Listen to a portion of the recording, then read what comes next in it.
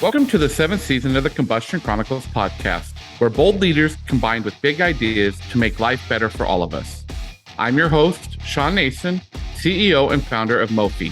As a maverick-minded, human-obsessed, experienced evangelist, I believe the only way to build a sustainable and thriving business is to put people first. Throughout this season, we'll be connecting you, the listener, with cutting-edge leaders in the experience world who are challenging old ways of thinking with bold new ideas and a commitment to human-centric design. Experience matters, people matter, and revenue matters. That's why it's time to ignite a people-first experience revolution.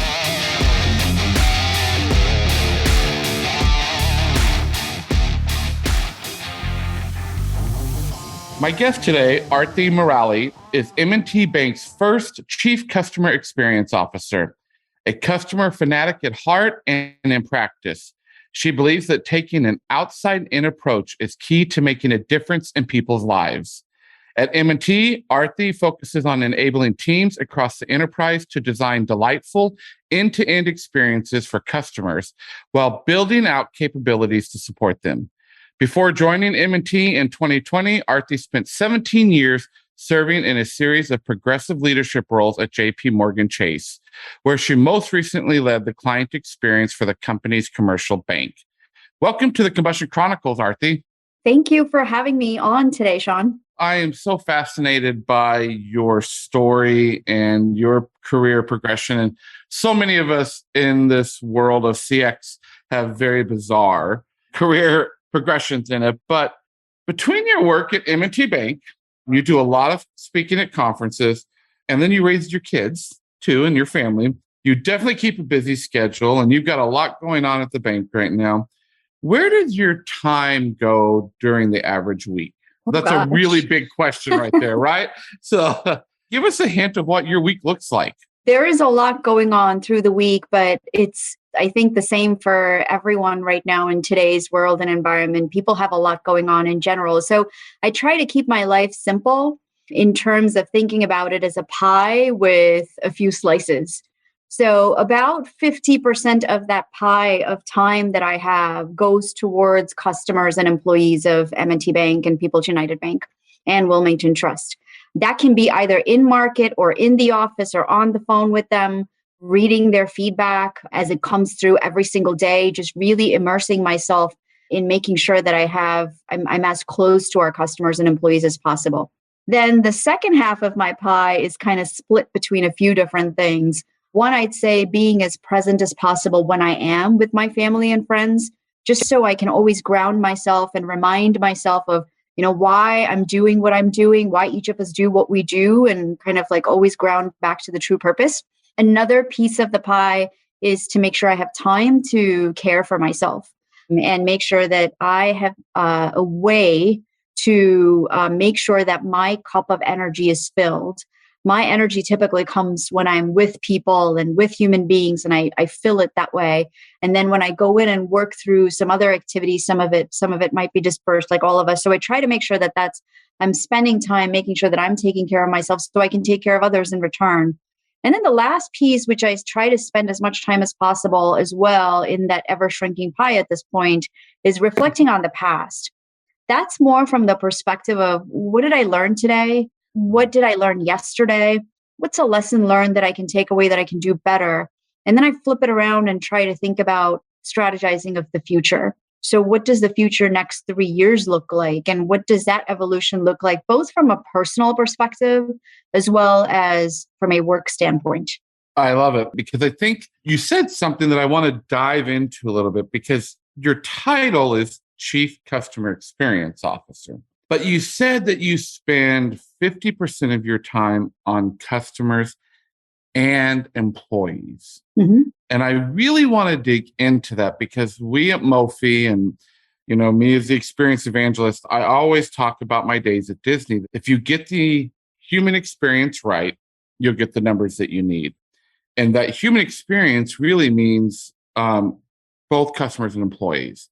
So it really excited me to hear you say that. So how do you approach that? Is that your responsibility at the bank, is employee experience as well? Or are you just keying into that to make sure that the customer and employee experiences are being matched? I think looking at it at a macro level across industries, it actually doesn't even matter, to your point, right? If it's the financial service industry or entertainment or hospitality service industry, I don't think that you can decouple customers and employees. I love your word of human experience that you use. I think that's incredibly important today more than ever. It's incredibly relevant. And I won't say it's just because of the pandemic. I think that going through the pandemic in the past couple of years just put a finer point to it, but it's been building up for some time. I actually think that the title of Chief Customer Experience Officer should just go away, and there should just be a Chief Human Experience Officer. And that's all that organizations should have. And really think about, how do you create delightful experiences for human beings that engage and interact with your brand, so they have that trust, they have that loyalty, and there's a reason for them to come engage with your organization.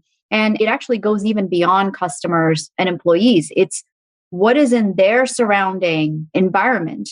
Those customers have families at home and people that they engage with. Our employees have families at home and kids and people that they engage with. And so how does our brand show up in the middle of all of that as a relevant brand that's adding value to their lives? To me, that's the secret sauce. And so I've been very much on this mission to connect those dots and make sure that when we think about experiences, it's human experiences and human and designed for humans. If I had pom-poms here, I do at home, I'd be like shaking pom-poms and everything, because that's who we are. That's who we are. Mofi, that's who I am as a person. But yet many senior leaders, many CEOs, many C-suites don't see it that way. Mm-hmm. And so you still have a very broken employee associate experience to, your chief experience officer. I am also a huge fan of saying chief human experience officer. And what does that look like? Needs to really, that's where we talk about in our experience ecosystem at Mofi, that it includes all things. And we actually just did an exercise this week at a conference. And I will ask you this, and you can say I'm not going to answer this, but when you look at an org structure, mm-hmm. and you see where chief experience officers or the chief customer experience officers report to, it says a lot about the organization. And particularly in healthcare, many layers down are many of those roles. Do you believe that the chief customer experience officer should report to the CEO or the chief experience officer at any organization to really be in tune with it? I think there are two things there. One, I think the short answer is yes, they should report to the top of the house. The second answer, and the way, or the correlated answer that I would provide there, is if I were to think about what is the seat and at which table is that seat for that human experience, human designed experience officer. If that seat happens to be at a table which is a decision-making, empowerment-filled, enablement type of a role, then that's fantastic.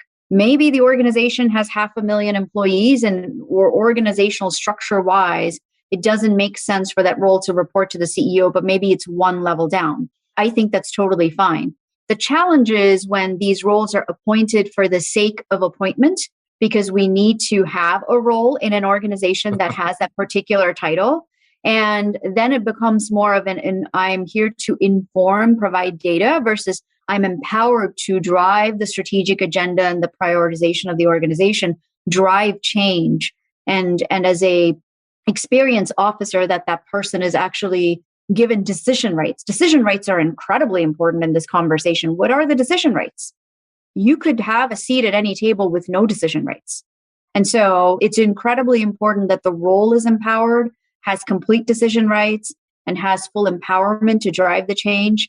And that requires the C-suite to be completely sponsoring the role and the work as well. So a lot of pieces that go in there to, I think deliver value-added services. Again, another pom-pom moment right there, because I think you are speaking at the heart of where I'm kind of on my pedestal preaching right now, is moving from experience management to experience as a strategy.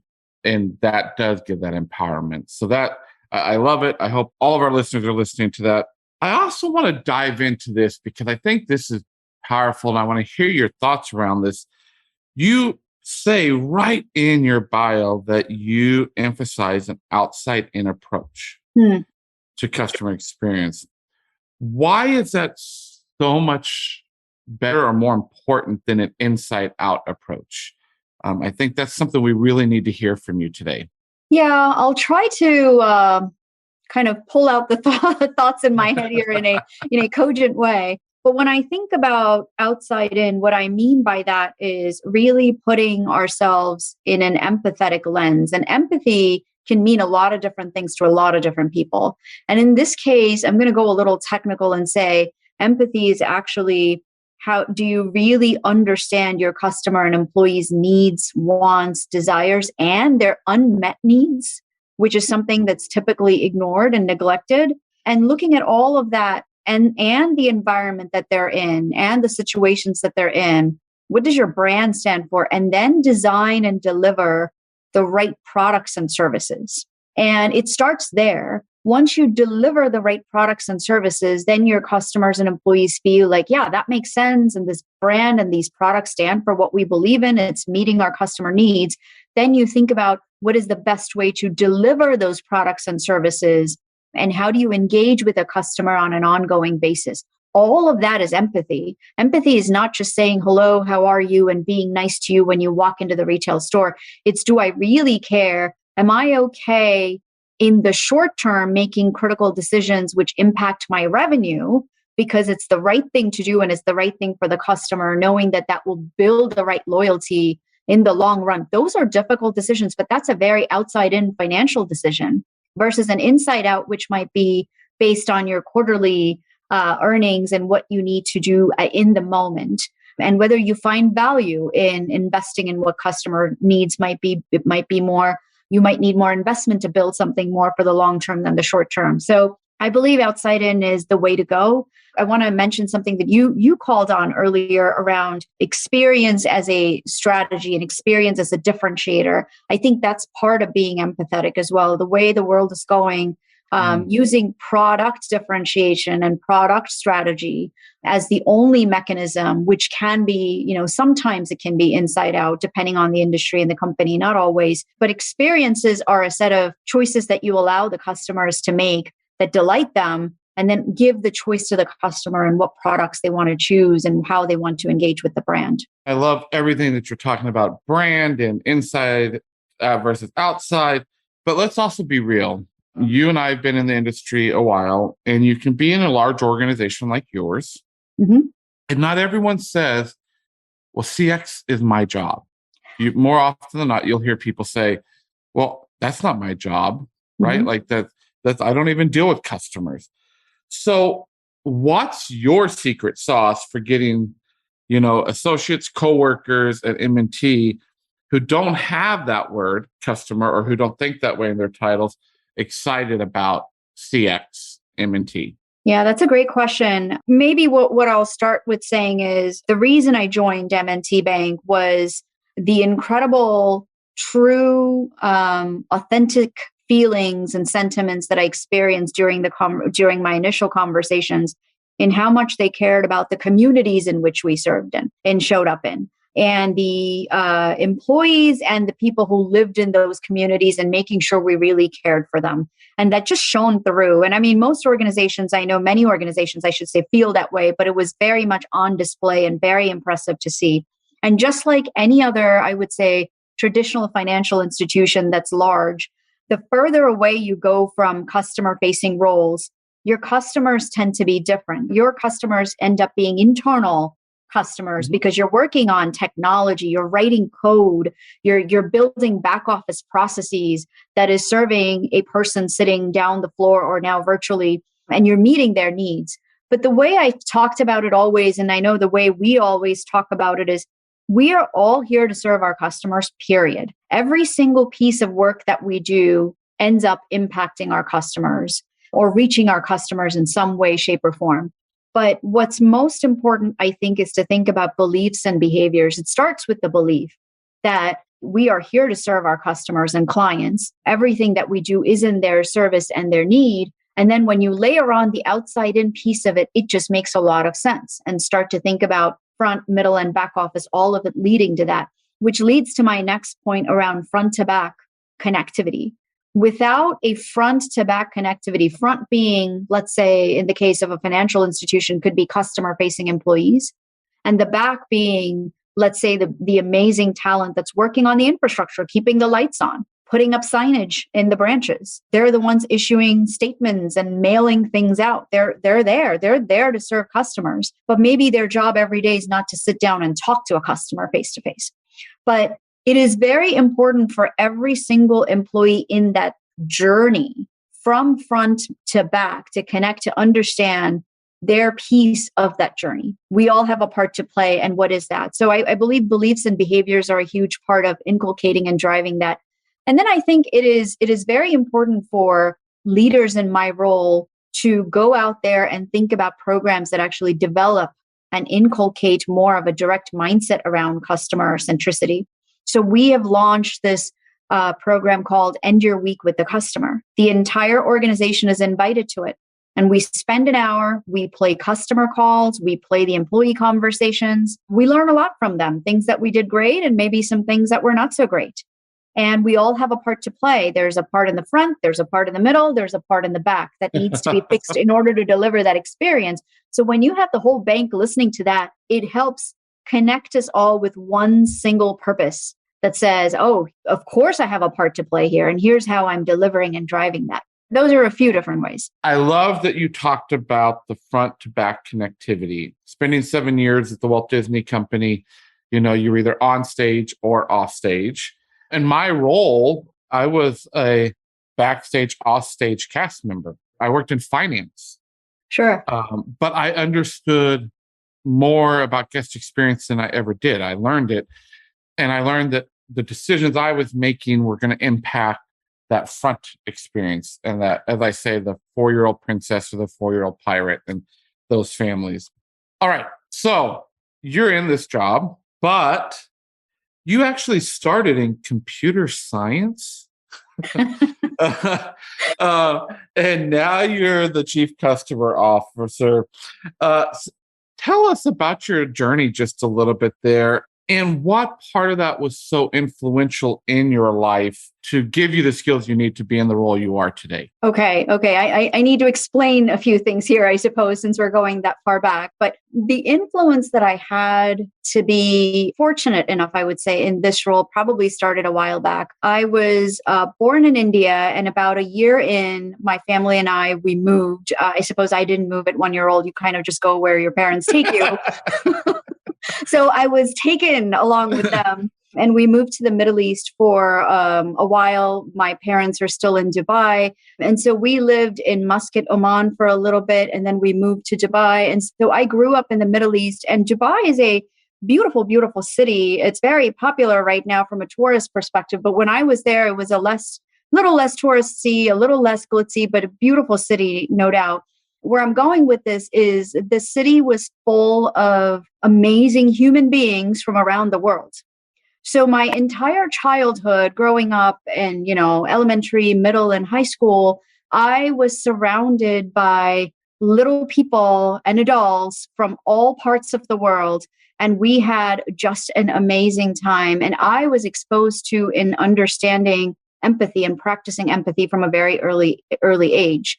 And what I mean by that is you had to understand the different cultures, the different languages, the foods that were different, the practices and beliefs that were different. And as you did that, I started to have an incredible sense of appreciation for the entire planet and all the people that live in it. So I always consider myself a global citizen and being able to put myself in other people's shoes and understand and learn it. And that's where really my influence, I think, started in being able to figure out what's that other person is thinking and how I can engage with them in a way that's a positive experience.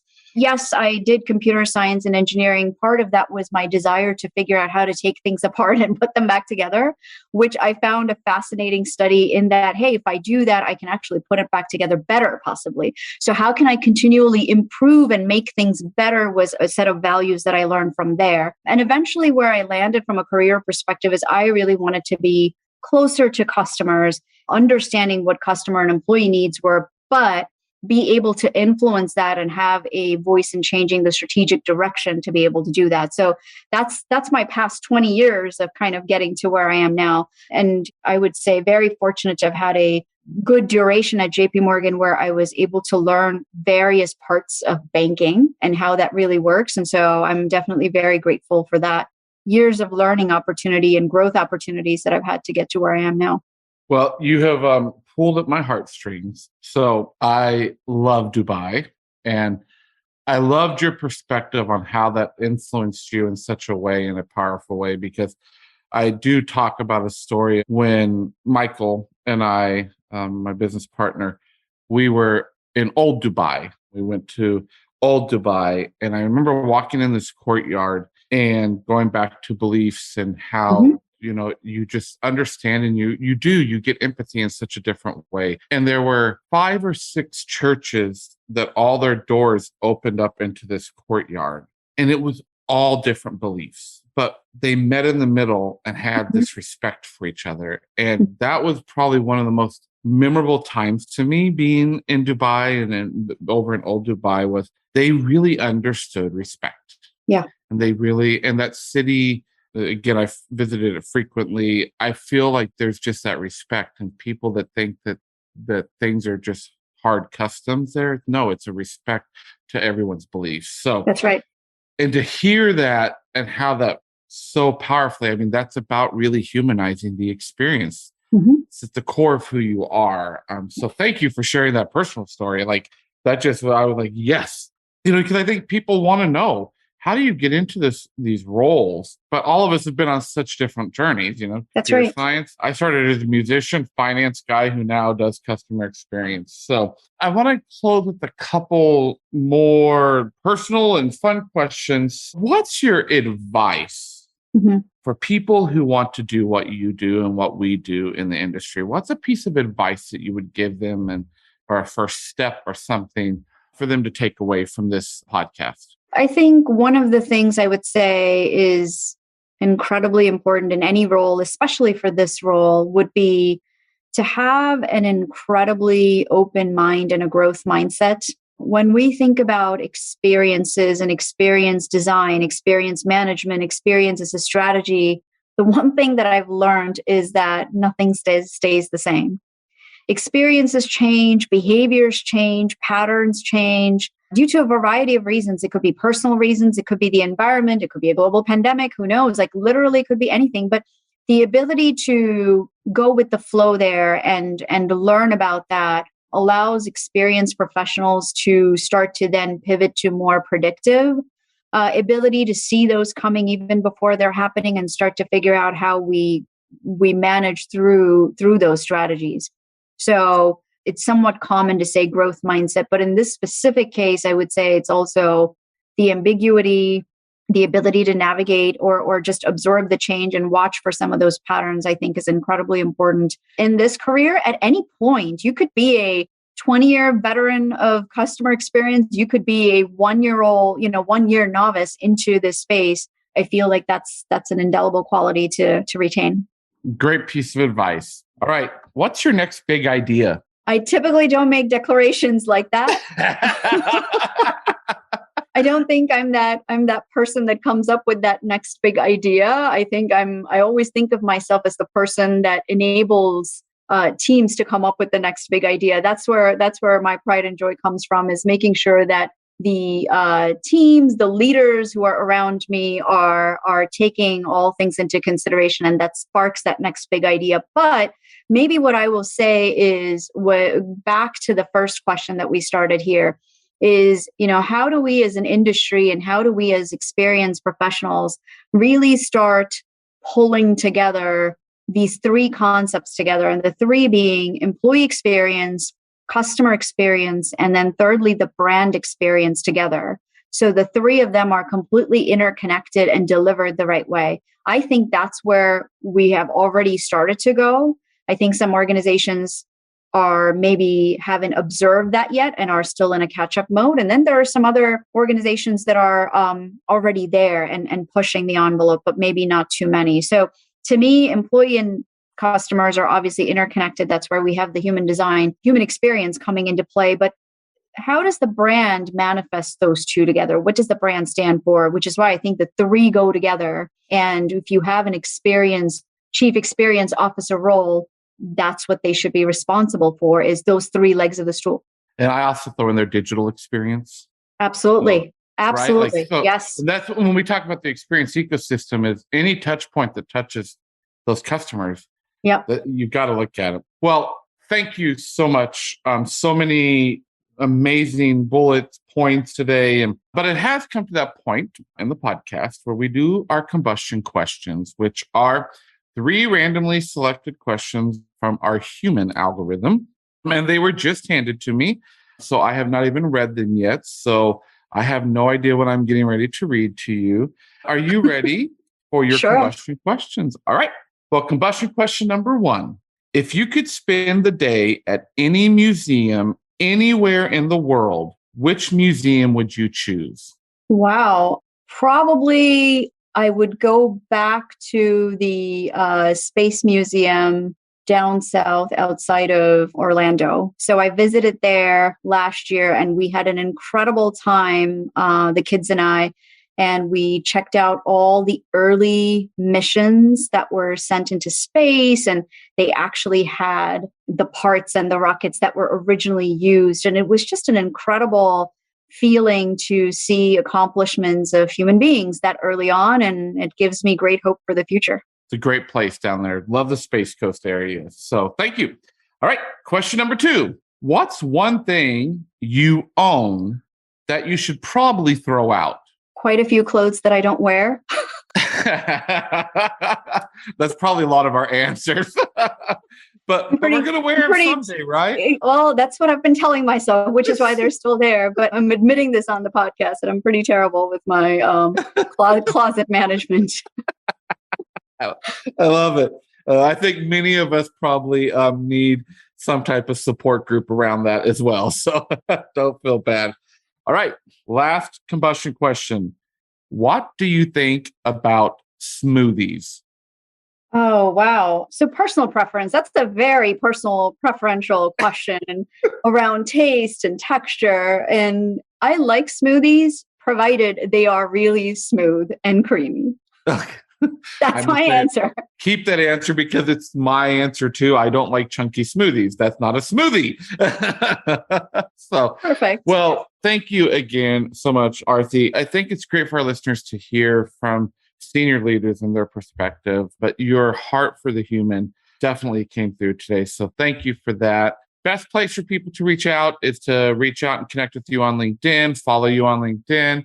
I know that's how we built our relationship and friendship. So thank you again, and have a great rest of your week. And thank you, Shawn, for having me on your awesome show. Appreciate it. You're welcome. Thanks so much for listening to this episode of the Combustion Chronicles. If you've enjoyed this episode, please take a few minutes to subscribe, rate, and review. Remember that I'm always looking to meet more big thinking mavericks. So let's keep the conversation going by connecting on LinkedIn. If you want to discover more about human-obsessed, maverick-minded experience ecosystems, go to mofi.co, where you'll find ideas and resources to help you ignite your own experience revolution. Or go to experienceenvangelist.com to learn more about my mission to challenge leaders to blow up outdated, siloed systems and rebuild them with an aligned human-first approach. And as always, stay safe, be well, and keep blowing shit up.